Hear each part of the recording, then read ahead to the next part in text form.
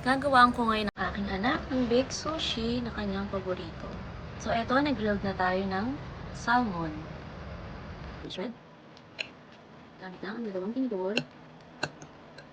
At gagamit din tayo nitong imitation crab meat. So, imimix na natin. So, lalagyan lang natin ng vinegar and konting salt ang ating rice. At eto na nga ang ating salmon and imitation crab meat. So, let's start. So, lalagyan na nga natin ng vinegar ang ating rice. Lalagay na natin dito sa pan.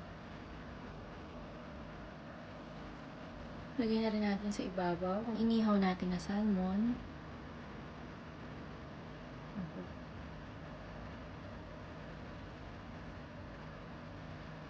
Lalagay na rin natin ang ating crab meat or imitation crab meat. Lagyan na natin ang mayonnaise sa top.